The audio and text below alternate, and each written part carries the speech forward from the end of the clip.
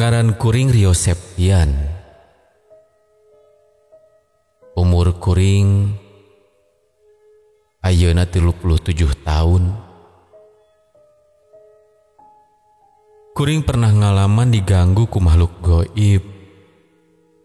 Basa kuring digawe di salah sahiji butik anu aya di Tangerang. Kajadian harita kaalaman dina masa saacan pandemi. Cendak nama dina tahun 2018.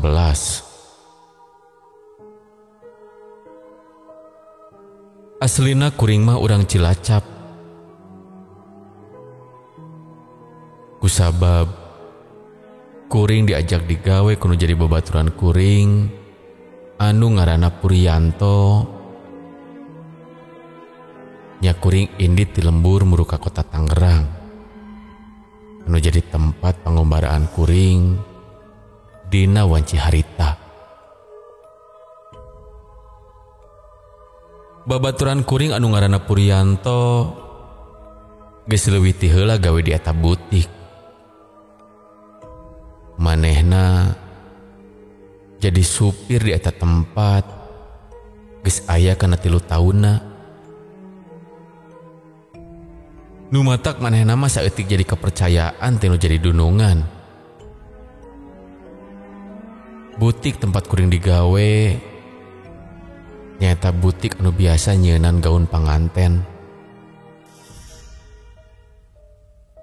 Kusabab loba langganan ti jalma-jalma beunghar hungkul. Harga pakaian anu dijualna oge lumayan marahal. Harita kuring ditawaran jadi bagian ngajait. Kusabab kuring pernah boga pengalaman gawe di garmen bahasa kuring di lembur. Sok sanajan beda dina cara ngajait jeung pola pakaiana, tapi jang kuring teu butuh waktu lila keur diajar. Singket caritana, kuring digawe di eta tempat. Kuring sadela digawe di Tangerang, cicing di salah sahiji mes anu geus disadiakeun ku dunungan. Jarak ti butik jeung mes tepati jauh teuing. Kurang leuwih 1 kilo jarak ti butik ka mesna. Butik tempat kuring digawe ayana di komplek anu lumayan kakoncara di daerah Tangerang. Kuring digawe teh 8 jam unggal poena. Asup mimiti digawe jam 8 isuk-isuk nepi ka jam 5 sore. Kadang-kadang sok lewat maghrib. Lamun kaparengan keur loba orderan atawa keur diburu-buru sangkan gancang beres. Pagawe di eta butik kabehna aya 8 urang. Kaasup kuring anu kasebut pagawe anyar. Dunungan kuring kasebut bager jeung nyaah ka pagawena. Lamun beres hiji orderan anu lumayan gede hasilna, kadang sok ngajak makan-makan di restoran. Nyaker kuring mah anu mimiti diajar digawe ngarasa betah digawe di eta tempat. Mes anu dicecingan ku kuring aya 4 kamar. Buruan eta mes lumayan gede. Malahan kasampak aya 3 tangkal galede anu aya di sabudereun buruan mes. Matak iuh rasana. Singkat carita, Kuring digawe di eta butik geus nepi ka samingguna. Salila eta mah kuring teu ngalaman hal-hal anu matak ngabalukarkeun kuring jadi teu betah. Keur kuring mah asa bungah we bisa digawe di eta tempat. Harita dina hiji mangsa kuring balik di tempat butik teh kapeutingan. Kusabab harita kebeneran keur aya orderan anu kudu gancang-gancang diberesan. Siga anu geus jadi resiko jang kuring jeung pagawe lainna. Di mana aya orderan anu diudag ku waktu, daek teh daeknya kuring kudu daek ngalembur. Sangkan pagawean gancang beresna. Hujan kebeneran keur ngaririncik dina waktu harita. Kuring balik di tempat gawe ka mes teh make ojek online. Sabenerna mah kuleumpang oge bisa kasorang ku kuring. Ngan kusabab kaayaan geus rada peuting jeung kaayaan keur hujan. Nya antugna kuring dina balik teh ngorder ojek online. Teu kacatur dina salila aya di jalan mah. Da puguh teu lila kuring naek eta ojek teh. Nepi dina hareupeun pager beusi mes, kuring rusuhan muka eta pager beusi. Sanggeus kuring mayar ongkos ojek teh. Di pager gerbang ka kamar mes lumayan jauh oge. Malahan kudu ngaliwatan hiji tangkal buah anu lumayan gede. Sanggeus kuring muka pager anu satuluna asup keburuan kamar mes. Tetempoan kuring saliwat rada ngareret ka palebah tangkal buah. Saliwatan kuring nempo siga aya budak leutik awewe keur ngajanteng handapkeun eta tangkal. Kuring harita teu pati jelas nempo eta budak teh.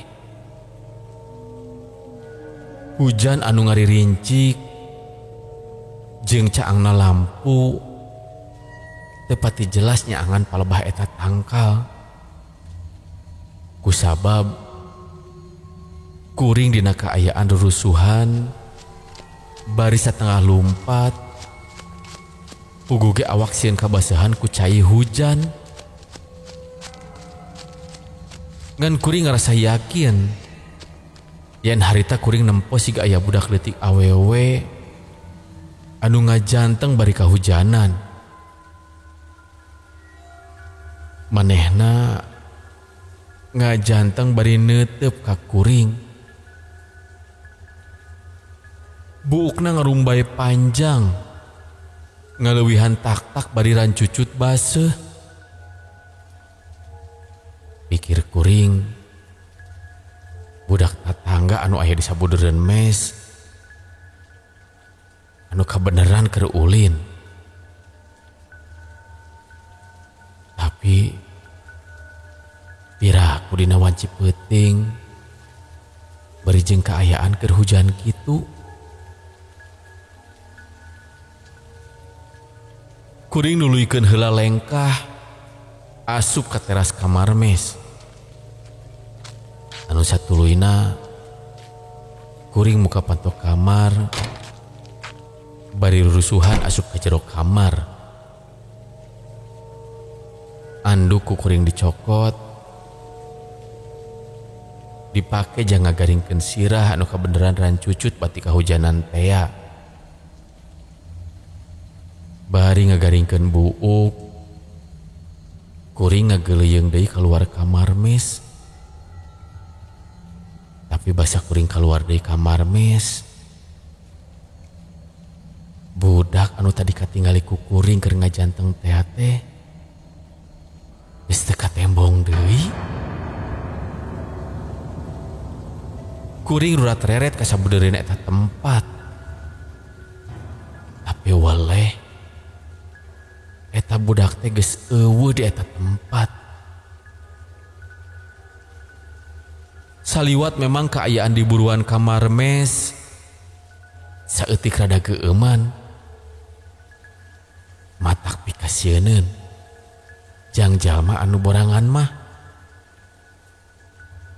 komo lamun dina kaayaan peuting. Caangna satapa-tapa ukur kacaangan ku lampu anu aya di teras kamar. Tapi jang kuring mah teu jadi masalah. Kusabab kuring boga pamikiran da eueuh jelema anu pae dihakan jurig.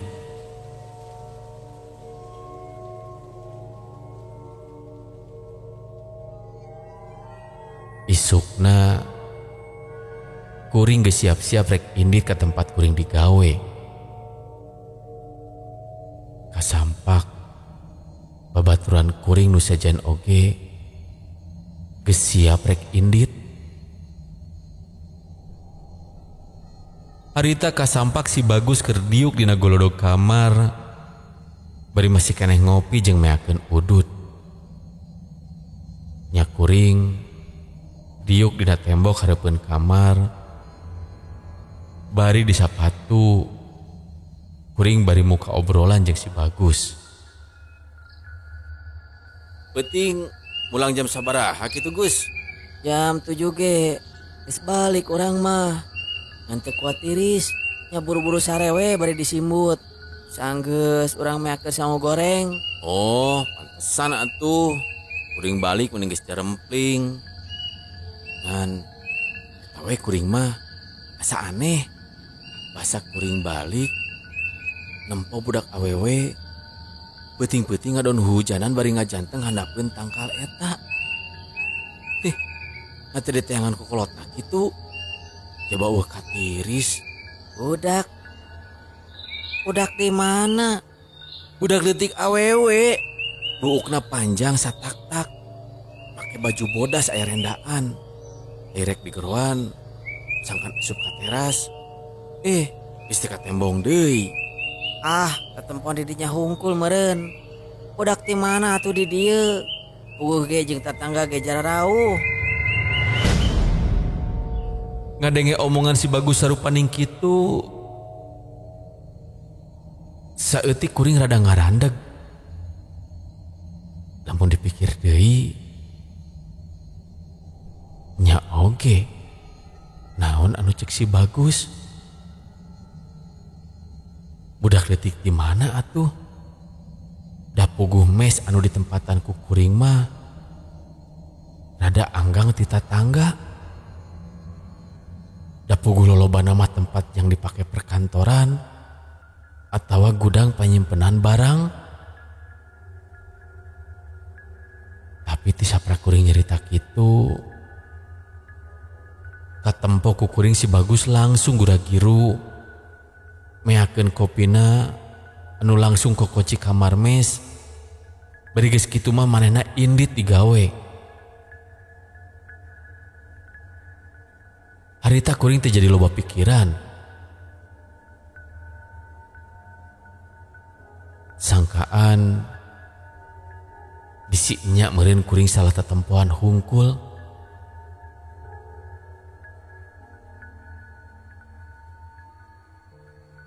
Poe eta kuring digawe seperti biasana. Malahan harita mah kuring jadi leuwih sibuk. Kusabab butik tempat kuring digawe keur kabanjiran orderan ti langganan. Nya kuring atoh ta atoh. Atohna biasana dina narima gajihan kuring sok dibere bonus deui pedah orderan loba. Tapi tak atohna kuring kudu balik peuting wae. kajaba geus mimiti asup usum hujan.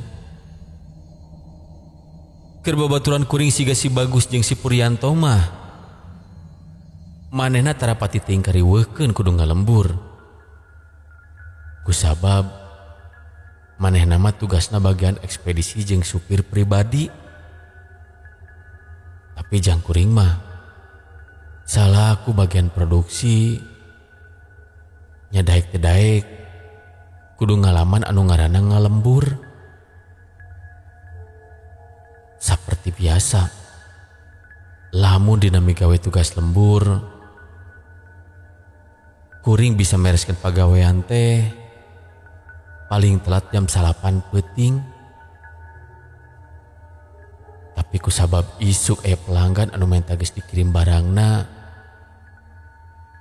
nya daek teu daek kuring kudu mereskeun peuting eta keneh. Teu karasa waktu geus nunjukkeun jam 11 peuting. Kuring geus ngerasa capek pisan. Panon geus mimiti lelengkutan. Pagawean masih keneh can beres. Nya antugna kuring mutuskeun sangka nuluykeun isukna deui. Harita kaayaan geus sepi jempling. Komo deui saanggalna geus aya turun hujan. Beuki nambah tiis hawa harita. Kuring gura-giru pamit balik kanu jadi satpam di eta butik. Kusabab waktu geus ampir tengah peuting. Kajaba geus hese kuring rek pesen ojek online oge. Nya kuring balik ka mes teh maksakeun leumpang. Dina ku leumpang oge sabenerna mah teu meakeun waktu lila. Tapi kusabab harita kaayaan geus sepi jempling, rarasaan kuring dina leumpang ni asa ngangkleung pisan. Malahan suara angin peuting nebak tatangkalan anu aya di gigireun jalan oge kadenge pating sareak. Kuring rada rurusuhan dina leumpang teh. Nu aya dina pikiran hayang buru-buru nepi ka mes tempat kuring sare. Teu karasa kuring geus tereh nepi ka eta mes. Kusabab pager beusi mes geus katempo sanajan ti kaanggangan keneh. Dina kaayaan keur leumpang ngajugjuk ka eta tempat, kuring nempo di satukangeun pager mes siga aya jelema anu keur ngarumpul. Teu pati jelas katempona mah. Da puguh caangna ukur kacaangan lampu anu reyem-reyem. Katambah kaayaan kuring cicing lumayan jauh keneh tina anu katempona siga loba jelema teh. Pamikir kuring sigana si Bagus atau si Puryanto mawa babaturanna ngarumpul di eta teras mes teh. Kuring beuki ngagancangan lengkah. Sangkan kuring buru-buru nepi ka eta tempat. Tapi aya anu aneh dina kaayaan harita. Basa kuring geus aya di hareupeun pager mes. Anu tadina katempo ku kuring teh loba jalma anu keur ngarumpul.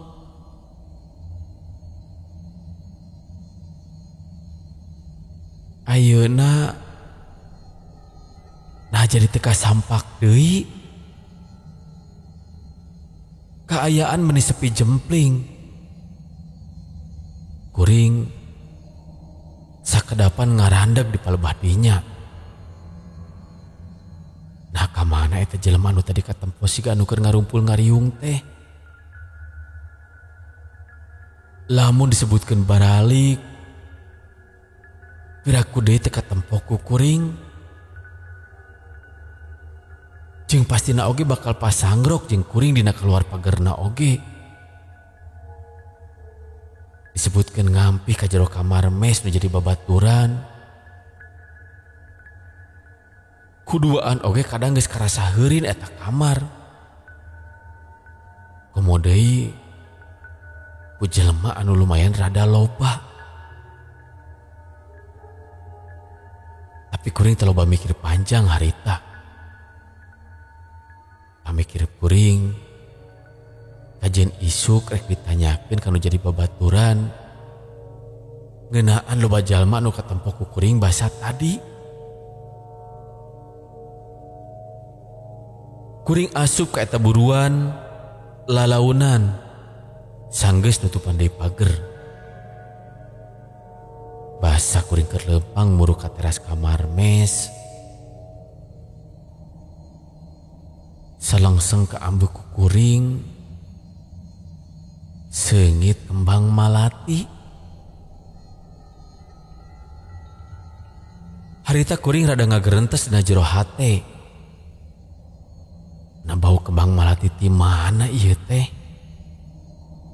Da cek rarasaan mah asa eueuh tangkal kembang malati di palebah dieu mah. Geus puguh bau dangdaunan anu katinggang cai hujan mah kaambeu page dina irung kuring harita. Sanggeus aya dina hareupeun panto kamar mes, kuring ngodok saku anu maksud rek ngaluarkeun kunci kamar. Panto kamar dibuka ku kuring. Anu satuluina kuring asup ke jero kamar. Kuring tengah denge siga aya jelema di jero kamar nu sejena. Kaayaan meni sepi jempling jeung ti iseunana. Sok sanajan dina kaayaan kesarare oge. Anu ngaranna kamar parendeng nu hiji jeung nu lainna pasti kadenge sora anu kerek atawa usik dina sarena. Puguh harita awak kuring karasa capek pisan. Nya kuring oge teu loba mikiran ngeunaan eta. Rarasaan mah geus hayang ngabebeutkeun awak kana kasur anu satuluina sare tibra. Sanggeus panto kamar dikunci jeung mareuman lampu kamar, kuring langsung ngagoledag kana kasur. Malahan teu salin-salin acan pakaian anu dipake urut digawe poe tadi. Harita karasana meni asa genah pisan bisa ngagolerkeun awak teh. Meureunan bakat tingku capek pisan urut digawe. Nepikeun ka kuring rarasaan asa siga sadar teu sadar.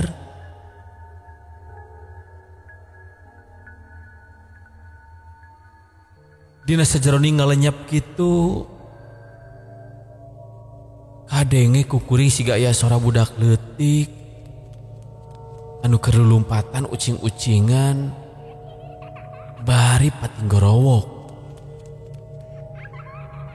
Bari kadenge rada cicirihilan seseurian. Kuring bari dina kaayaan ngagoler nang kuban nyobaan ngabentakeun panon. maksud rek nelekeun sora anu kadenge ku kuring. Tapi basa kuring bentak. Sora eta budak anu keur arucing-ucingan teh kadenge deui ku kuring. Nepikeun ka kuring lai deui meureumkeun panon. Sakur kuring meureumkeun panon, rarasaan jeung dedengean kuring siga aya sora anu kadenge di saluareun kamar. Ayeuna mah kadengena siga sora jelema keur ngarobrol. Tapi teu jelas kadengena teuing keur ngobrol naon. Meunang tilu balikan kuring ngalaman kejadian sarupaning kitu teh. Saban kuring meureumkeun panon, loba dedengean anu kadenge ku ceulik kuring. Tapi ari dibentakeun panon, kaayaan puguh tiis sepi jempling. Nah kuring teh keur ngimpi, bakating ku capek, jadi kabawa ngalindur atawa naon ieu teh. Nya kuring usik malikeun awak jadi nangkarak dina posisi sarena. Basa kuring geus malikeun awak, tekung silila jol ka angsu ku kuring asa bau bangke.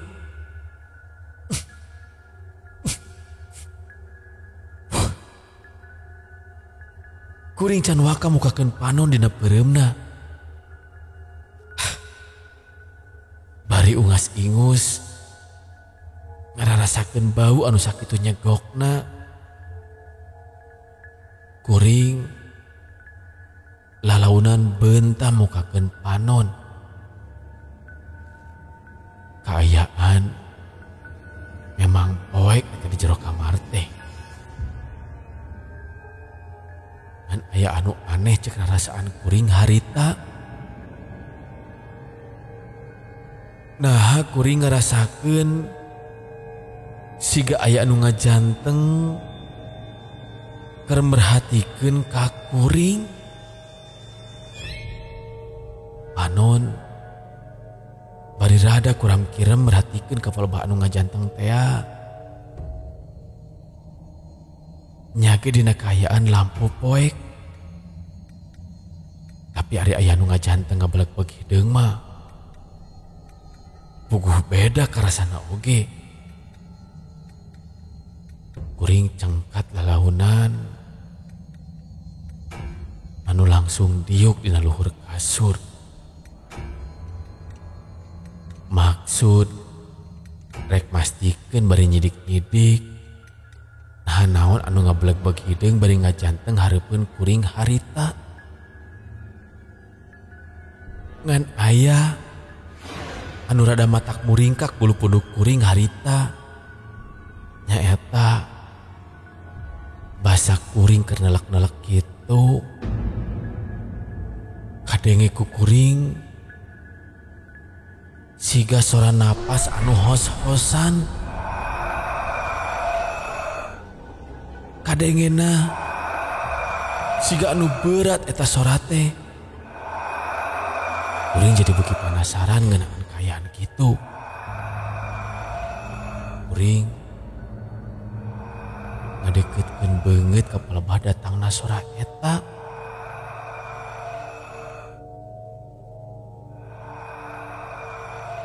Kacida kuring reuasna kusabab harita kuring nempo aya pocong anu keur ngabedega bari pangawakanna lumayan jangkung gede. Tapi eta pocong teh tetempoan kuring siga anu teu ajeg dina cicingna.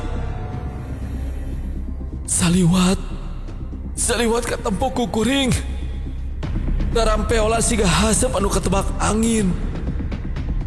Beungeutna sakapeunga wujud jelema, tapi sakedapa robah siga tangkorak. Kulitna hidung siga anu pinuh ku taneuh. Matak pikasieun anu nempok. Ditambah bau bangke anu beuki nyegok ka ambeuna. Kuring harita keneh ngojak bari cengkat anu satuna lumpat keluar ti eta kamar. Kuring lumpat menuju ka kamar babaturan kuring nu sejen. Unggal pantau kamar, ku kuring dipapai bari satengah digedor. Bari nyalukan si Bagus jeung si Purianto. Tapi weleh maranehna eueuh anu kaluar kamar hiji acan.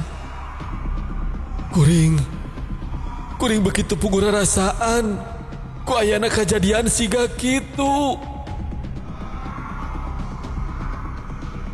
Kuring harita cicing bari cingogo, bari rungah-ringeh merhatikeun kaayaan di eta tempat, bari nandangan rasa kasieun anu sakitu gedena. Teu poho kuring babacaan sabisa-bisa. Allahu la ilaha illallah wal hayyul qayyum la taqusus samawati wa ma fil ard la yastawi tawil bihi ya'lamu ma bayna aydihim wa ma khalfahum wa la yuhituna bi shay'in min ilmihi illa bima sha'a wa sha'a kursiyyu samawati wal ard wa la yuhituna bi ma huwa al-latif.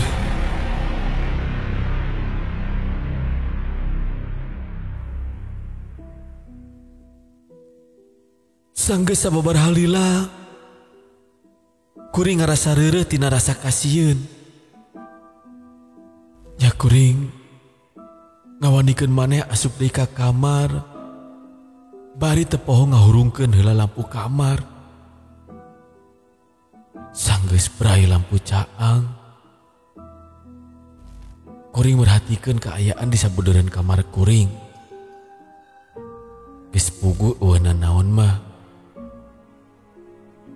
Nya kuring ngawanikeun maneh sangkan sare deui di eta kamar. Bari teu poho kuring babacaan ngadua ka Nu Maha Kawasa ti heula sangkan teu ngalaman kajadian sarupaning kitu deui. Isukna kuring hudang subuh keneh. Sanggeus salat subuh jeung siap-siap rek buru deui ka pagawean, kuring teu nempo babaturan kuring nu sejenna geus harudang. Malahan panto kamarna oge masih keneh narutup. Siga basa peuting kuring nempo. Nepi ka pagawean, kuring cacarita ngeunaan kajadian anu kalaman tadi peuting kanu jadi babaturan nu sejenna. Ngadenge caritaan kuring sarupaning kitu, salah sahiji babaturan kuring oge cacarita ngeunaan eta tempat.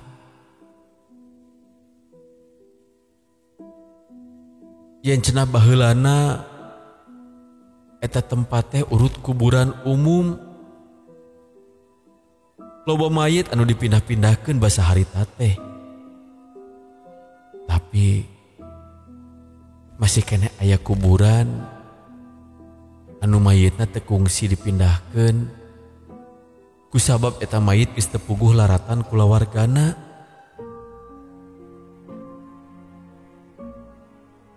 Lain kuring hungkul anu ngalaman kajadian sarupaning kitu. Cenah loba oge urut karyawan di butik eta nu kungsi cicing di eta mes ngalaman diganggu ku makhluk sarupaning kitu. Nganaha bahasa kejadian peuting babaturan kuring nu sejenna eueuh nu kaluar sakitu digedor-gedor panto kamarna. Sing horeng da puguh maraneh nama kekayaan keluar kota. Jadi eueuh baralik ka eta mes. Lamun kitu mah peuting harita kuring sare sorangan di eta mes teh.